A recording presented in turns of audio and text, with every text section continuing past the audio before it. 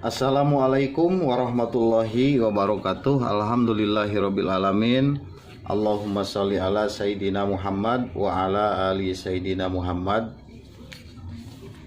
Para penonton, para santri online, para barudak sadayana, santri online kolot, ayo ge santri online budak anu terus belajar di channelna Sukalillah Multi Channel wilujeng tepang deui dina acara kajian kitab Safinatun Najah.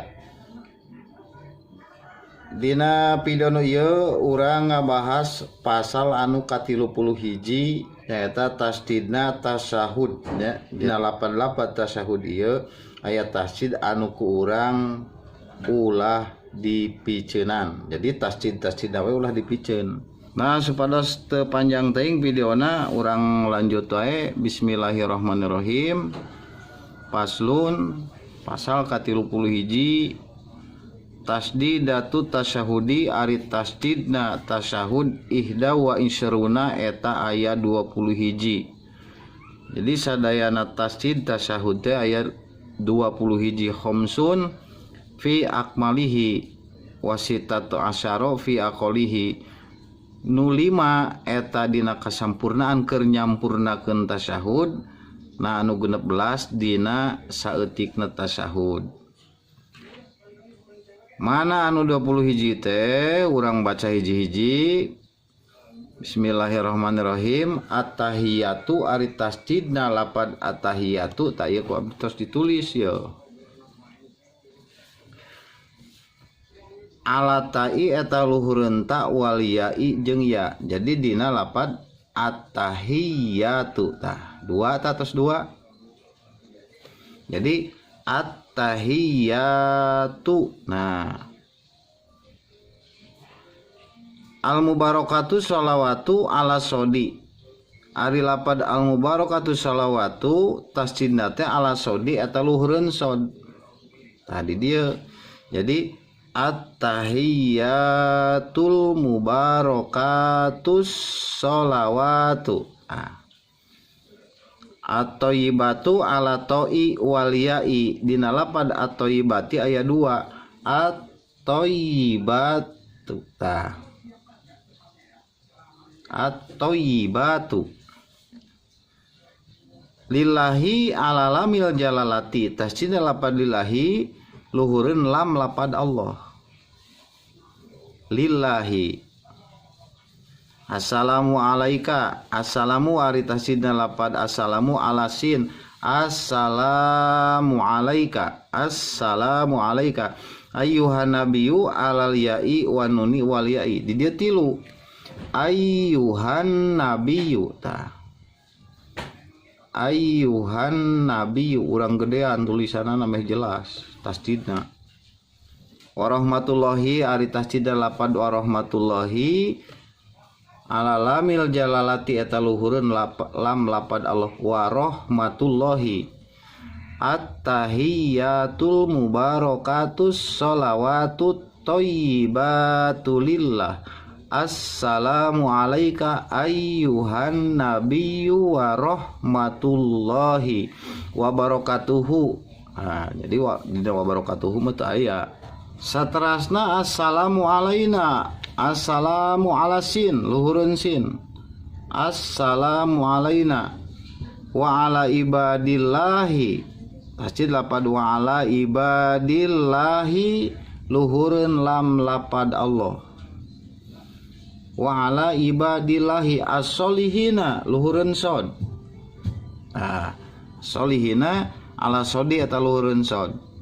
Terus asyhadu alla ilaha ari tasdidna lapad asyhadu alla ilaha ala lami alifin eta luhureun lam alif. Allah tadi dia. Asyhadu alla ilaha illallah. Terus 2 tasdidna lapad ilallah. Nah luhureun lam alif jeung lamna lapad Allah. Asyhadu alla ilaha illallah wa asyhadu anna muhammadar rasulullah wa asyhadu anna muhammadan. Nah wa asyhadu anna jeung ari tasdidna lapad asyhadu anna ala nuni eta luhur nun asyhadu anna Muhammadan Muhammadar Rasulullahi ari tasdidna lapad Muhammadar Rasulullahi ala mimi Muhammadin wa ala roi luhureun mim na lapad Muhammad jeung luhureun ro Muhammadar. Jadi mudah adan boh naon ge dinarona Muhammadar Rasulullahi. Nah jeung luhureun lapad Allah. Tah ieu tasdid anu ku urang kedah dianggo dina waktu keur urang tasyahud. Boh tasyahud awal, boh tasyahud akhireun ge aya lamun ditinggalkeun mun tinggalkeun sunat digantian ku sujud sahwi. Tapi aya lamun tinggalkeun ya batal. Ke kapoeun aya masalah sabab-sabab sujud sahwi. Jadi henteu sakabehna anu ditinggalkeun eta bisa digantian ku sujud sahwi. Eta lebah dia urang kedah uninga mana anu jadi fardu, mana anu lain fardu. Nah, urang wihan deui. Urang wihan deui, urang hitung hiji-hiji. Hiji at-tahiyatu dua tanya dua. Dua. Al-mubarakatus ulah kita hitung bisi lieur hiji dua at-tahiyatul mubarakatus tilu sholawatut opat thayyibatu lima lillah genap assalamu alaika. Nah 7 assalamu alaika ayyuhan. 8 ayyuhan salapan nabiyyu 10 warahmatullahi 11 wabarakatuh assalamu alaina 12 wa ala ibadillahi 13 as-solihina 14 asyhadu alla 15 ilaha illallah 16 17 illallah wa asyhadu anna 18 Muhammadar 20 Rasulullahi 20 hiji. Tah jadi kitu carana urang maca tasyahud dina waktu keur salat. Cobi urang baca sambungkeun. Bismillahirrahmanirrahim. At-tahiyyatul mubarakatus sholawatut thayyibatu lillah assalamu alaika ayyuhan nabiyyu wa rahmatullahi wa barakatuh assalamu alaina wa ala ibadillahis sholihin asyhadu alla ilaha illallah wa asyhadu anna Muhammadar Rasulullah. Tak itu para kaum muslimin, para dulur-dulur sakabeh urang beresan dina tasahud nage urang teh kudu diberesan. Nah, itulah urang kekarak dek belajar ibadah ka Allah. Jadi urang teu perlu akan gede-gede. Ya weh lah ternyata lamun dikotek tak gening ku kita bisa pinah atahiyat wae gening diberesan hal nu mendasar karena naon eta nu baris jadi manfaat keur urang sabab jadi alat urang ibadah ke Allah teh pake alat jeung cara lamun alatna ruksak hese nepina komo lamun teu boga alat mah.